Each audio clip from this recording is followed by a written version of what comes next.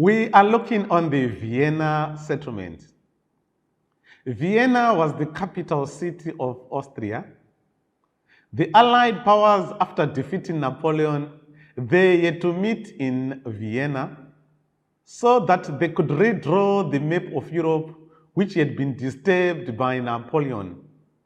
Metternich, the leader of Austria, had to invite the statesmen to come to Austria so that they could redraw this map of Europe. Statesmen who came to this Vienna settlement included, number one, there was Castlereagh from Britain, there was Francis I from Prussia, there was Tsar Alexander I from Russia.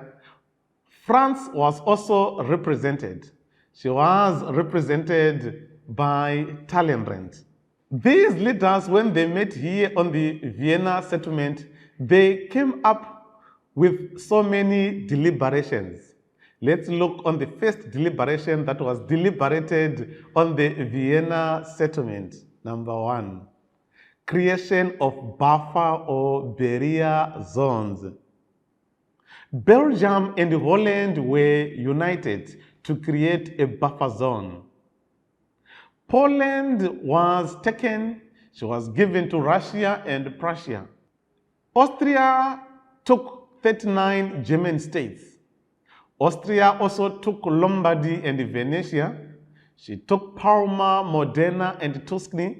She also took Naples and Sicily, the two Sicilies. All this was done to create buffer or barrier states.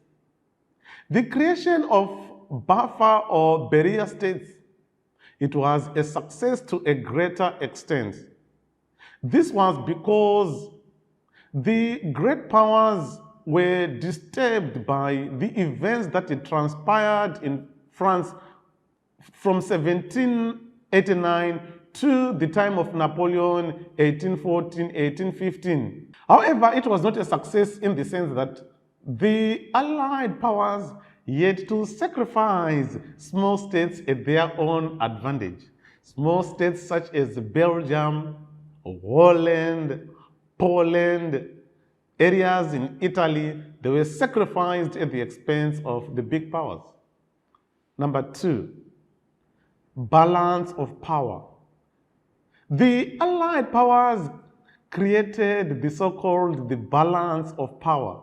They wanted to share the territories equally amongst themselves. The map of Europe had been largely disturbed by Napoleon during the Napoleonic era. Napoleon was now controlling the whole of Europe with the exception of Britain. Therefore, when they met here, they had to redistribute, they had to share the spoils, the territories equally amongst themselves. How do they share these territories? Britain was given Ceylon, she was given Malta, she was given Heligoland, she was given also Trinidad. Britain was also given Mauritius, she was given the colonies in the West Indies, she was also given the Cape of St. Arthur.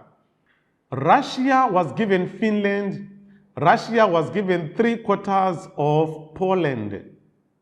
Prussia was given areas along the Rhine. Prussia was also given 2/5 of Saxony. Prussia was also given the capital city of Poland, which was known as Posen. Austria was given 39 German states. Austria was given Lombardy and Venetia. She was given Parma, Modena, and Tuscany. A Habsburg ruler was imposed and he came from Austria. She was also given Naples. She was also given Dalmatia. The sharing of these spoils was done equally.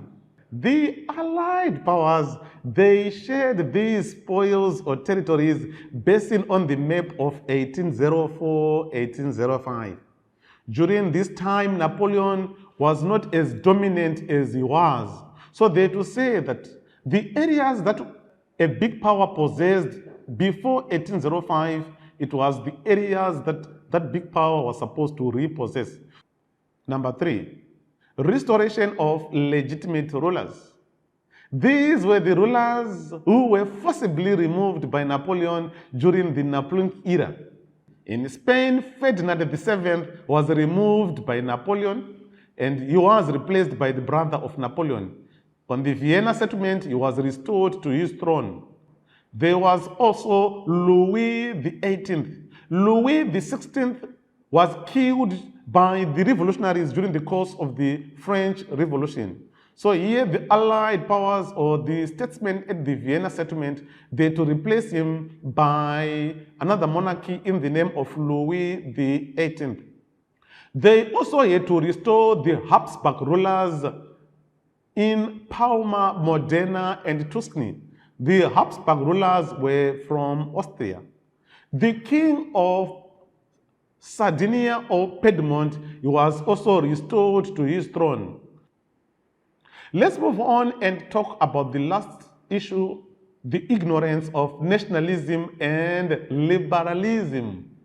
The statesmen, when they met on the Vienna Settlement, they ignored these two principles. These two principles, they were seen as a threat in Europe. They were seen as an anathema. Why? Because if they were considered, they were likely to plunge Europe into another war.